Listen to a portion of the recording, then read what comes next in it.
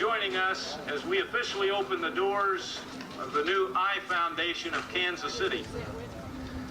As president of the board of directors of Truman Medical Center, it is my distinct pleasure to preside over today's ceremony to celebrate the formal opening of one of the most sophisticated centers of eye care and surgery in the nation.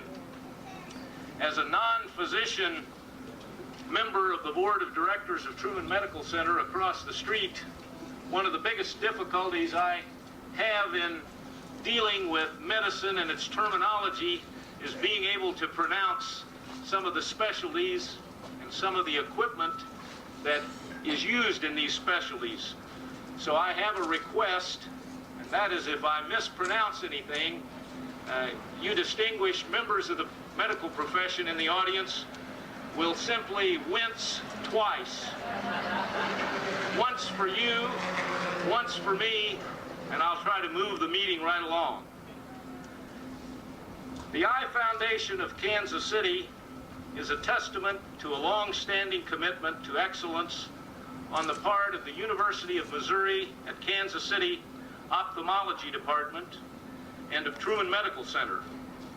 The Eye Foundation exists today because of the desire of Truman Medical Center, the University of Missouri at Kansas City, the Truman Medical Center Charitable Foundation, and area ophthalmologists to offer our community the very best in health care while also helping to expand the frontier of technology and medicine.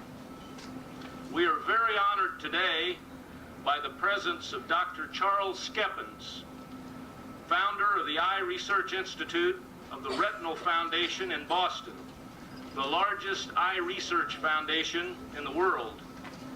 It is very appropriate that Dr. Skeppens, known as the father of retinal surgery, be present as we celebrate the dedication of our new Eye Foundation facility in Kansas City.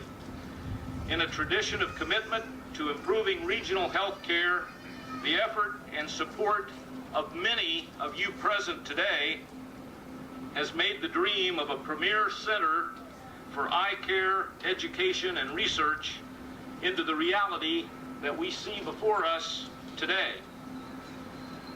I speak for many of us involved here at Hospital Hill and many in the community when I offer to these distinguished members of the profession and the ophthalmology specialty a heartfelt thank you.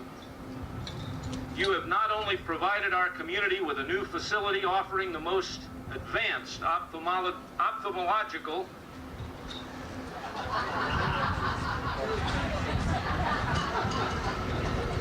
Have you had time for the second wince? Techniques, ophthalmological techniques and technologies available today. They have provided for countless numbers of people in this community and from outside this community a new source of relief from affliction and a new battleground on which to wage a war against eye disease. At this time, I'm privileged to introduce Frank P. Seabree, who is presently president of the Truman Medical Center Charitable Foundation, but who is also a recent chairman of the board of directors of Truman Medical Center, and before that, president of the board of directors of Truman Medical Center. He has a long record of commitment to Hospital Hill and medical care in this community. Frank? Thanks, Ron. Thank you very much. Ron, as you mature in the practice of the law, you'll learn to stay away from those medical terms. You don't need it is a real pleasure to be here today to represent the Charitable Foundation, Truman Medical Center Charitable Foundation, in participating in these dedication ceremonies on this magnificent day and this magnificent facility. The Truman Foundation was formed a number of years ago with the hope and the purpose of attempting to bridge the gap between those resources generally available each year to the Truman Medical Center and those extra resources that are necessary to make a good institution truly great. This facility, for which we had only a very small part in bringing about the fruition of this, the credit is to the Eye Foundation, to Dr. Sabatez and his colleagues.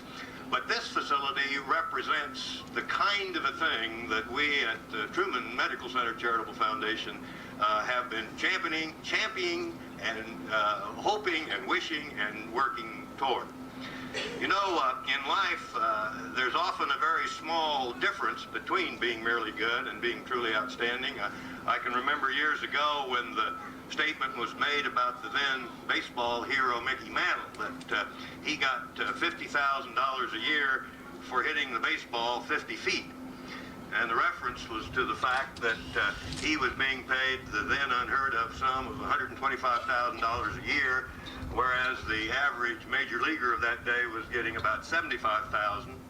And the average major leaguer would generally at times hit the ball 310, 320 feet and be just a long out. Mantle would hit it 360, 370 and more, and they'd be home runs. And for that extra 50 feet or so difference, he got paid the extra $50,000. Well, all of the institutions that we've been talking about today, the Eye Foundation, the Truman Foundation, the Truman Medical Center, the UMKC, Med School, all of these institutions talk about going that extra distance to be truly outstanding. But it's one thing to talk about it, and it's quite another thing to be able to establish that you have, in fact, achieved that. And that's where something like this truly comes into play. Because the best way of knowing that you have achieved excellence is to be able to attract to your doors those people needing care who can afford to go any place in the world to receive that care. This institution will do just that, and in the process will serve to enhance the other institutions that are here on the Hill. And so, Dr. Sabatez, let me congratulate you and your colleagues on this magnificent facility and the thing that it represents, and let me wish for you the success and the achievements that I know will be yours.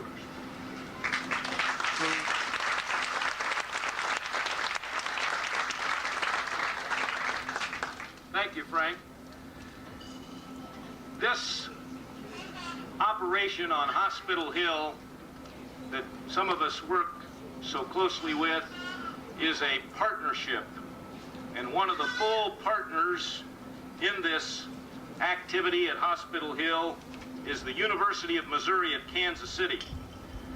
The head of that member of the partnership is a gentleman I'm pleased to be able to introduce to you, Dr. George Russell, Chancellor of the University of Missouri at Kansas City. Dr. Russell.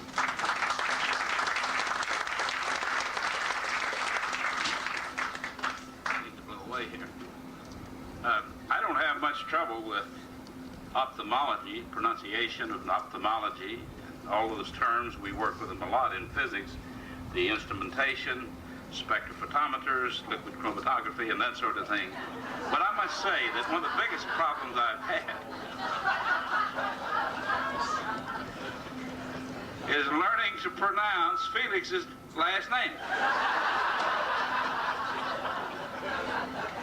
I didn't know whether it was Sabatez, Sabatas, and I've used them all. He's been very good-natured about it, and he's helped me. But what he's done here, I think it's fitting. This is, as we all celebrate, and we've had a lot of celebrations on the University of Missouri Kansas City campus recently, of the 200th anniversary of the Constitution.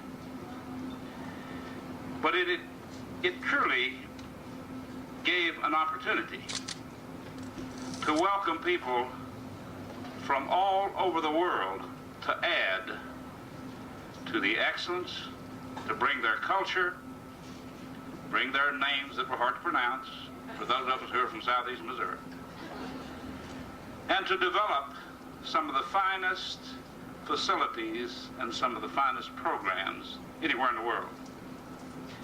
And that fellow who came across from the Florida Straits to come here and to push for to be one of the key people in the development of this eye clinic.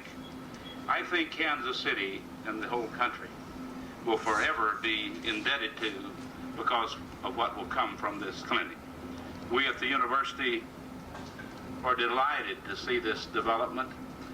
Now I have to tell those people who had Truman Medical Center and the other organizations, we're delighted. We don't have any more money, but we're delighted. But we will keep trying. But it is a great day for Truman Medical Center, for the whole Hospital Hill complex. And I know I'll probably get in trouble that someday when we take that old building down over there and Mercy expands up this way and we build housing on Hospital Hill, I can see 10 years from now one of the really great regional medical centers, healthcare centers of the world. And this is one more step. And I want to congratulate Felix. I want to congratulate everybody who's participated in it, because what you have done will be of immense value to the university and to the students that will come from here and practice all over the world. Thank you.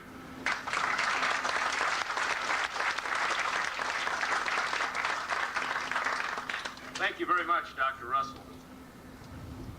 The next gentleman I want to introduce is someone who I consider a good example here in Kansas City of a Renaissance man. I first got to know him in politics a good many years ago when the Jackson County Charter was first adopted, and we became among the first members of the new Jackson County Legislature. I introduce him to you today, and it's just one of the many, many facets of his activities in this area and nationally. He is the Dean of the University of Missouri at Kansas City School of Medicine, Dr. Harry S. Jonas.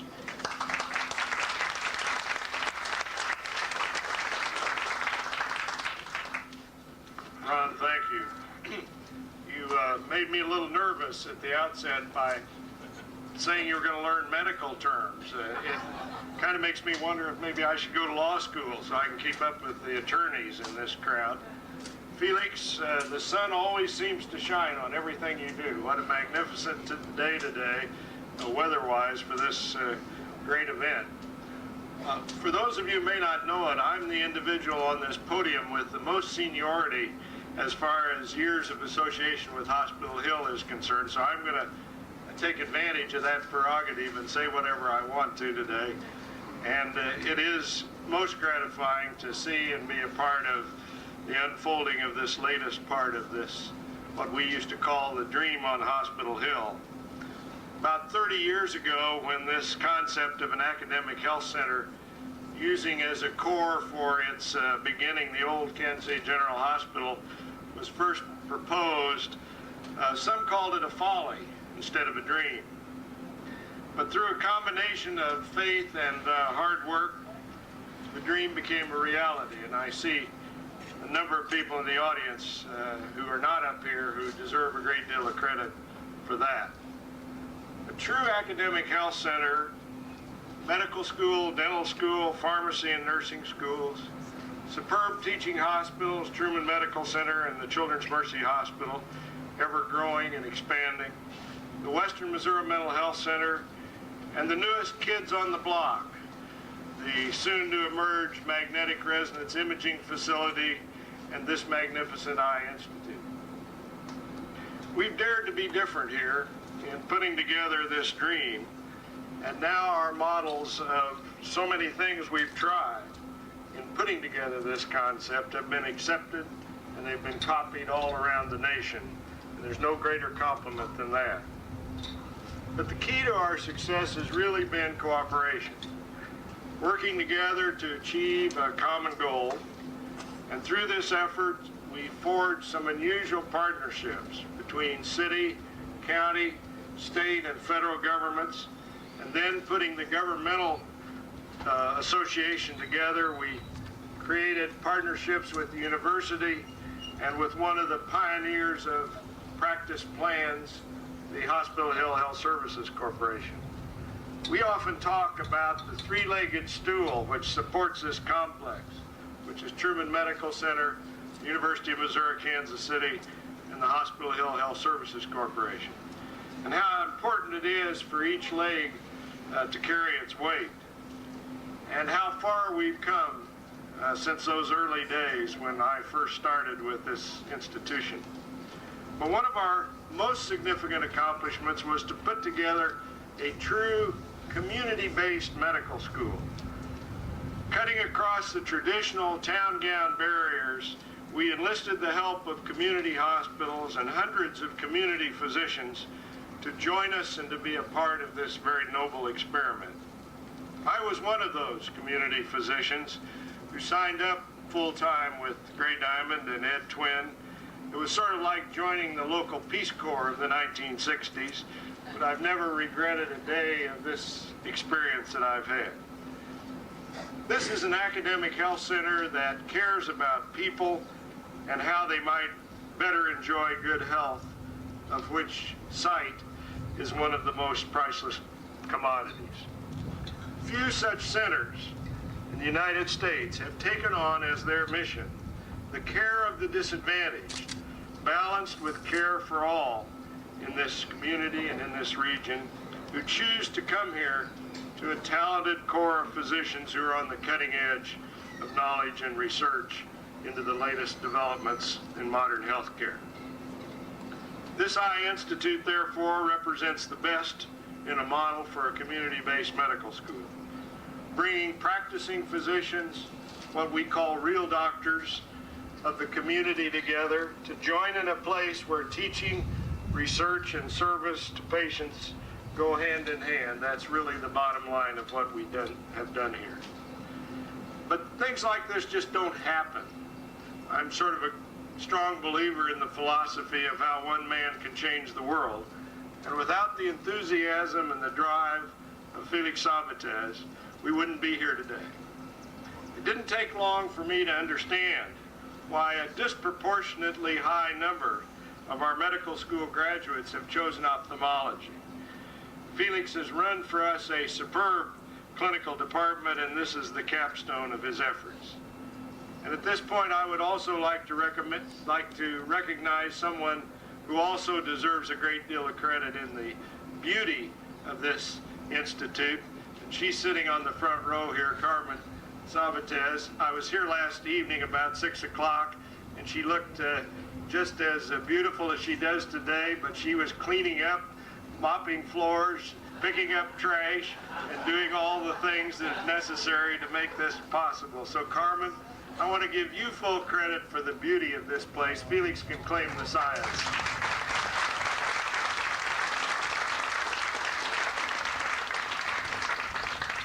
And I also want to pay tribute to the ophthalmologists of the community who've so generously given their time, their talent, their resources to make this happen. For us to have been able through these years to rely on community faculty has made this experiment a reality.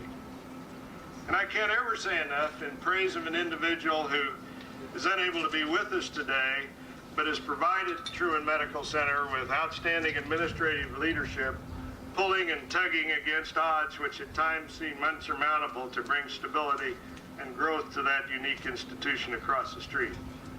And that's Jim Mongan. Jim represents the best in executive skills, and his talents, which are widely recognized nationally, have brought increasing attention and focus to this institution at a nationwide level. It's hard for me to refer to this place as you instead of we, since I've been a part of it for so long. And even though I'm leaving after 9 years as Dean of the Medical School and over a quarter of a century as a member of the medical staff here, I'll always consider myself a part of the Hospital Hill gang, and at times we act like a gang. But that's the way we got things done. How great it is when you have to leave a place that you know that it's in good hands and will continue to grow and serve well beyond anyone's wildest dreams. And although I'm going to live in that area that some consider one of the meccas of American medicine, Chicago, I want you to know that when I need eye care, and that might be more frequently as the years keep rolling on so fast, I'm going to be making my eye appointments at 22nd and Holmes, the Eye Institute of Kansas City. Felix, congratulations on a great accomplishment. Thank you very much.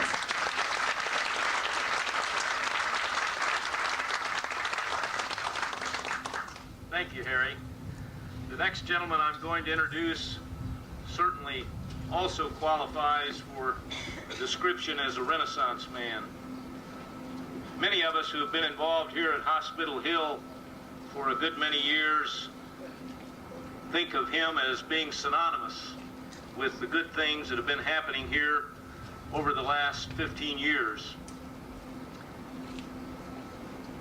His list of interests and achievements would make a marvelous book.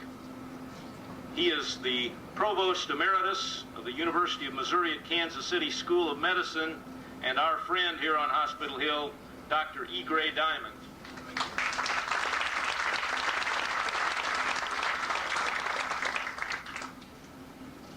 I've had many of you say to me over the last year and a half, where did Carmen and Felix get the design for this institute? Because, as you know, Old General Hospital doesn't exactly look like that building, and even our nice new med school and hospital doesn't exactly look like that building. You've all surprised me by not understanding where that building comes from, and I will now make a public disclosure. If you will look at the rotunda when you come out from under the tent, you can see it better. But if you'll look at that rotunda and look how it's built and stands up, you will immediately begin to understand its origins.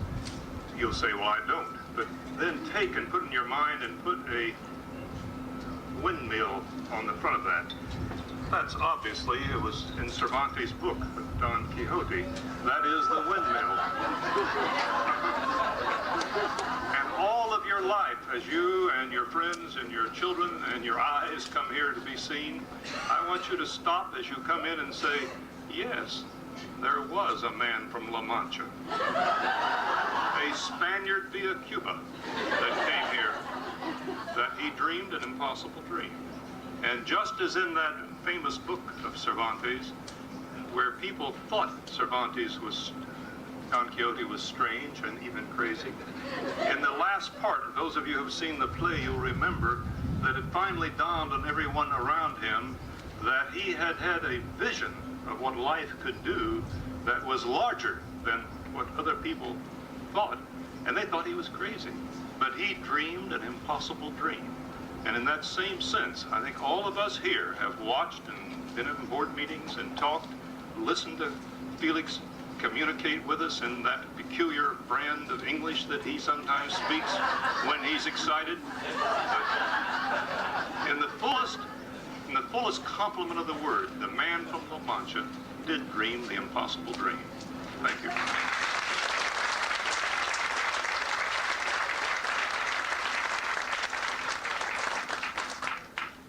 Thank you, Dr. Diamond. It is now my pleasure, ladies and gentlemen, to introduce to you our special guest for these ceremonies, Dr. Charles Skeppens. Dr. Skeppens is world-renowned for his contributions in the field of ophthalmology. And if you're lucky and I'm unlucky, you'll have an opportunity to wince again a couple of times. Dr. Skeppens is the inventor of the Skeppens indirect binocular ophthalmoscope. Can you do it?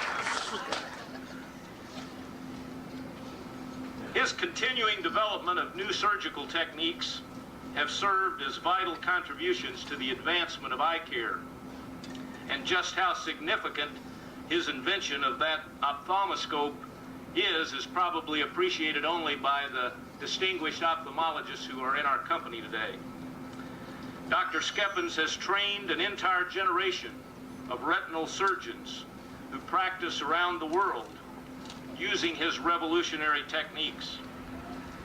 An emeritus clinical professor of ophthalmology at the Harvard Medical School and founder of the Eye Research Institute of the Retinal Foundation in Boston, Massachusetts, Dr. Skeppens shows his commitment to other organizations that pursue his level of excellence by his presence here today. Please join me in giving a warm welcome to Dr. Charles Skeppens.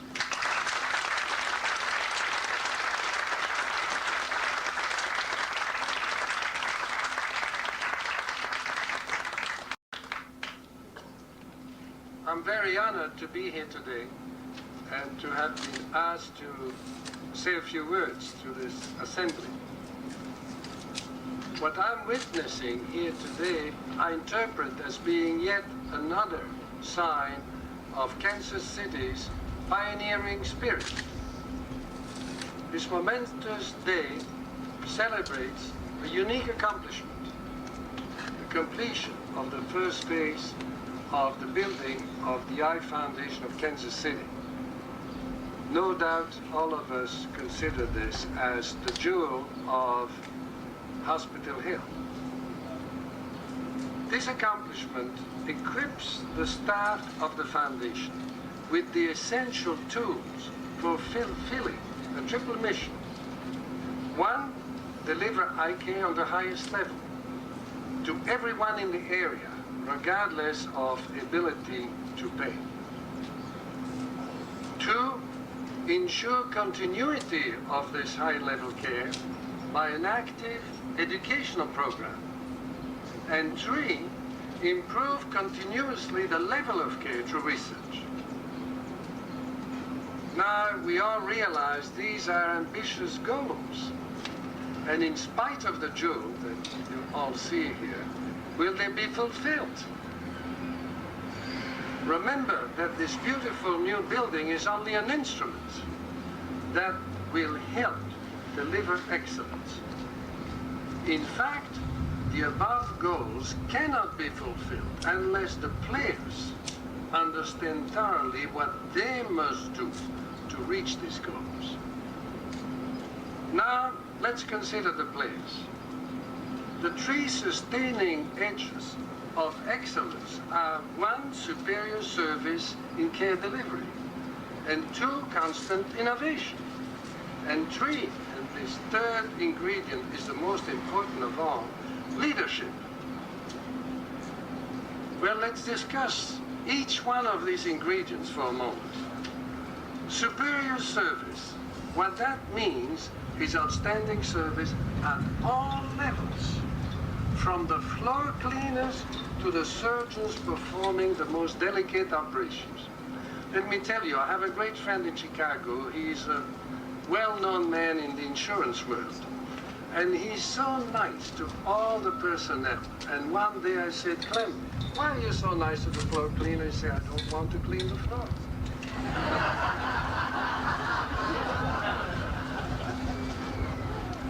In order to turn everybody on in an organization, it is required to listen, to trust, and to respect the dignity and creative potential of everybody in the organization.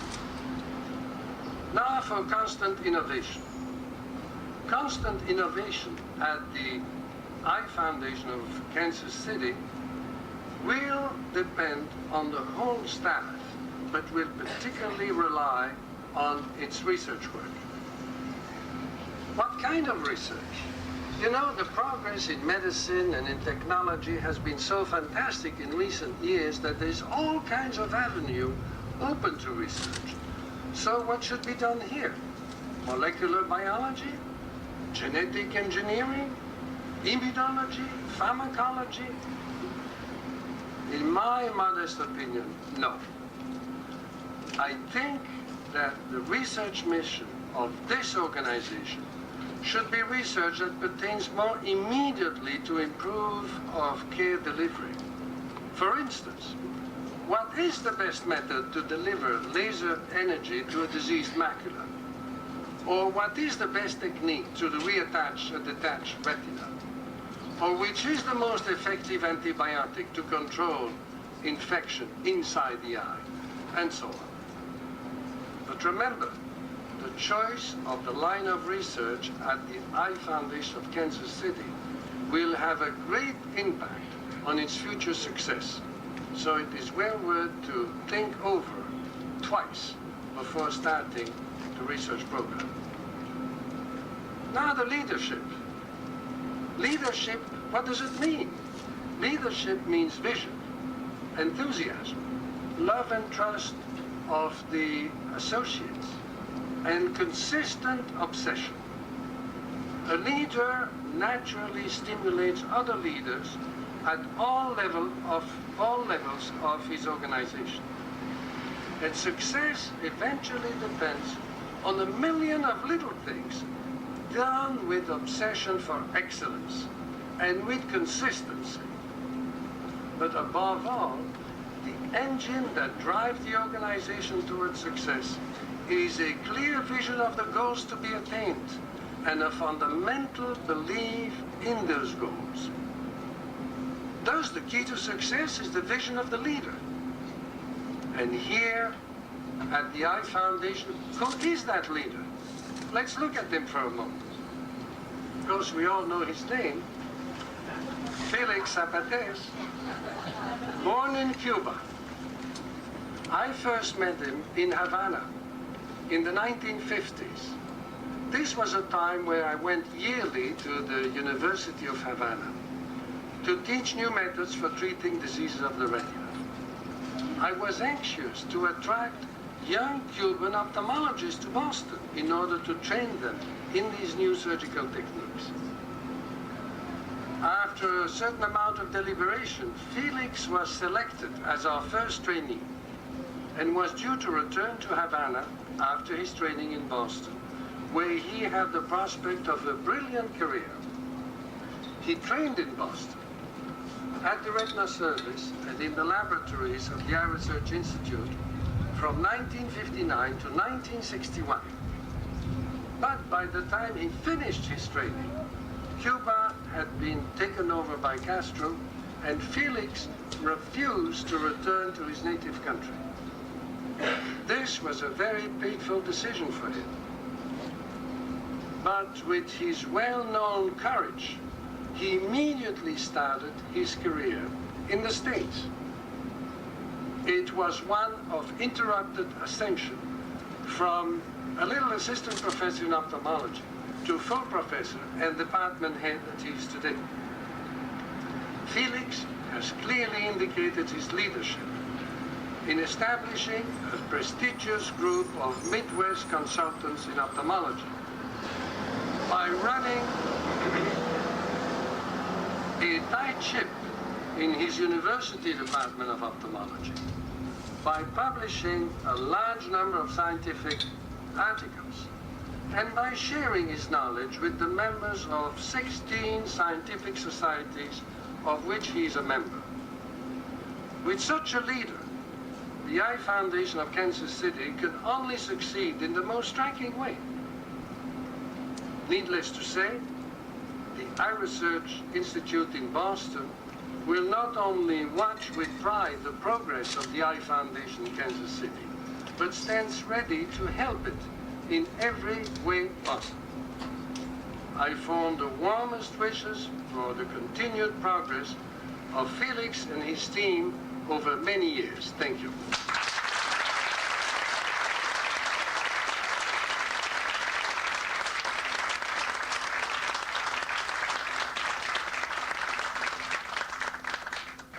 Thank you very much, Dr. Skeppens.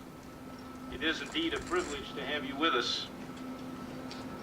I'm glad that all of you were able to get a little more information through Dr. Skeppens' comments about Felix Zapates.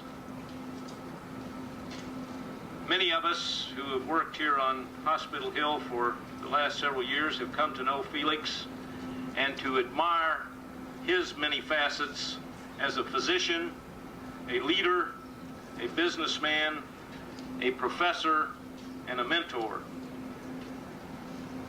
He is the chairman of the Department of Ophthalmology at the University of Missouri Kansas City School of Medicine. He is president of the Eye Foundation of Kansas City, and I think it's fair to say, from all we've heard and know about his involvement in the creation of this new eye center that we're here to dedicate, that he is the founder or father, or whatever you want to call it, of the new eye center in Kansas City. Dr. Felix Zapates.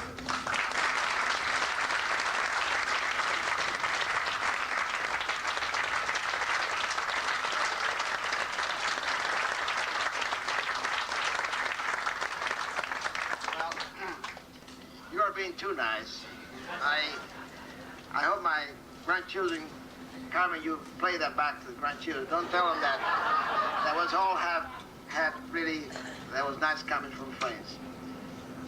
Today, you know, it's commemorate D-Day, and that was invasion of Europe, as you all know. And I was thinking, one of my children said, you know that, today is June the 6th. And I said to him, well, like the invasion of Europe, there was a number of allies that worked in the success of that operation. And I can think I'm a very lucky individual. I had so many people, so many support from the community. There were struggles like D-Day, fought, discouragement at times, but we won the victory. And I think it's important to remember that this is not my success. This is the success of the community of ophthalmologists, the success of a tremendous city. Kansas City is my home. I love it. And the amount of pioneer spirit that was spoken for is here. And it's shown by the tremendous amount of support from patients, which I see in the audience, medical school, city hospital, True Medical Center, the best city hospital in the United States. And of course, 2 years ago when Carmen told me, why don't you read it, because you talk too much, Felix. But I promise you we'll get to the foundation pretty soon. 2 years ago, I have Harry Cuba came to me and he said to me, would it be nice if you would take over the part of the old General Hospital? I said, that's a good idea. I went to Jimmy Treat, and Jimmy Treat encouraged me. Then I had a meeting in the basement of my home with the teaching staff at the University of Missouri. These are 20 magnificent ophthalmologists, people who had come here to teach, to help develop the department. And I said, let me talk to them. Let's see how they feel about it. And down in the basement, we talked for about 3 or 4 hours. Now, we all were excited about it. Would it be nice to have an eye center which would be dedicated to care to the individuals, excellent eye care, without, regardless their ability to pay, that we be able to have the tools to enlarge on the education. And let me tell you, this group already educated almost 1/4 of the ophthalmologists in the community.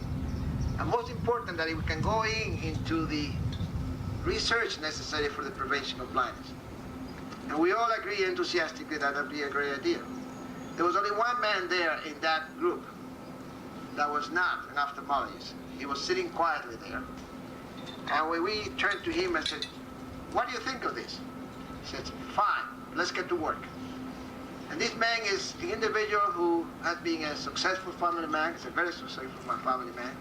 He's a successful sort of practitioner.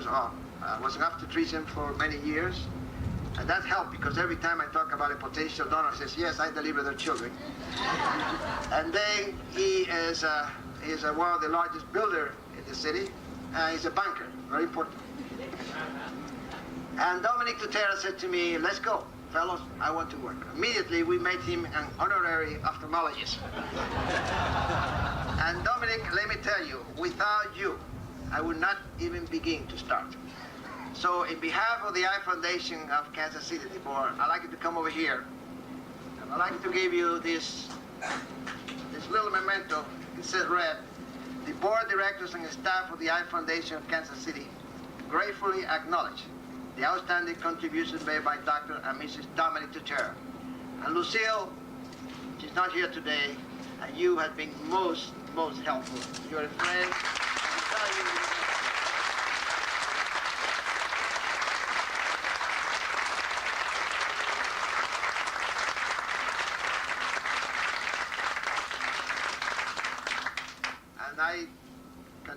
Shut up, Carmen. I could not, you know, that night I forgot to say something. I forgot to say that I went home and talked to my partner of 30 years, my cleaning woman, which is over there. And she said to me, let's go ahead with it. And she has worked and worked and worked. So I have, with all of these people around me, with my role model in my professional life, Charles Kepi, who gave me all kind of advice and support, with people in the board directors of the Truman Charitable Foundation, the board directors at Truman Medical Center, with Chancellor Russell, the man who really told me to go ahead with it, the dean who encouraged me. How can I fail? And with all friends that are here, I think that all of the whatever has been done is all due to all of you. And thank you very much for coming to me.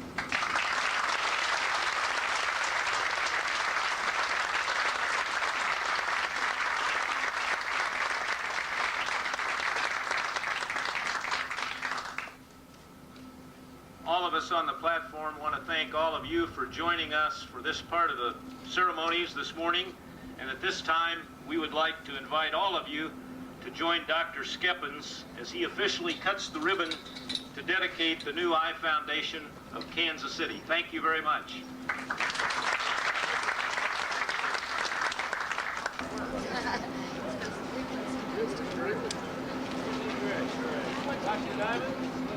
Great.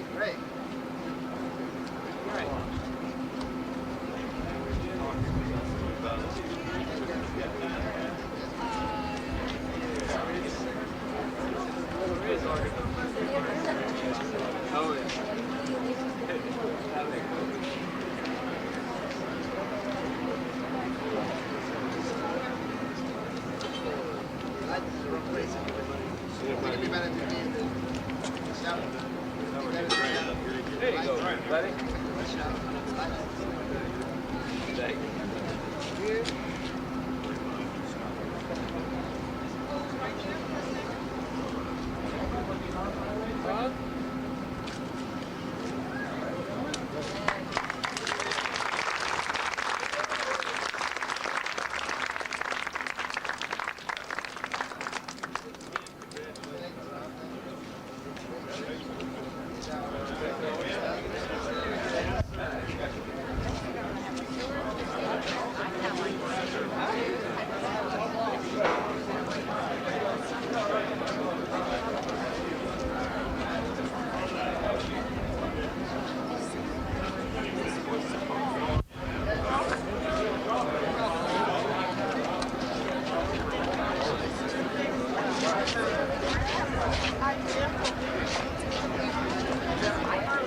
Yes?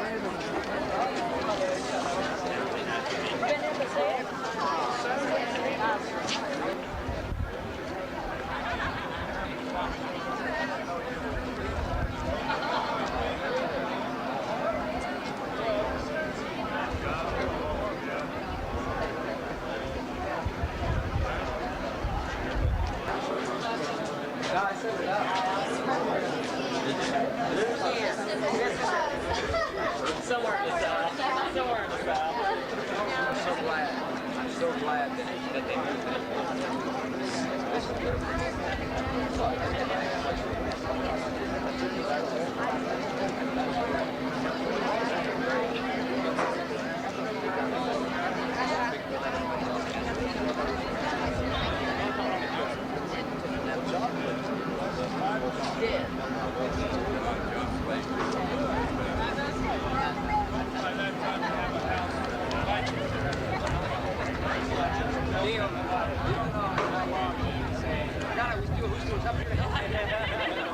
The last two days she's been saying, boy, I wish they would do this. Mom, why didn't you tell me? Wait, we were hanging around.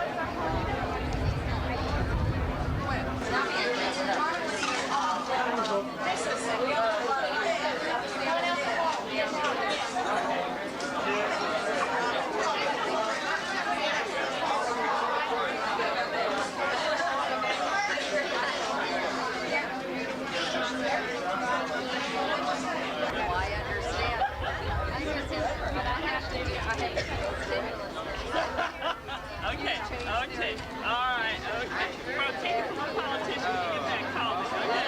Okay. Go back and take out the lunch. Have a good trip.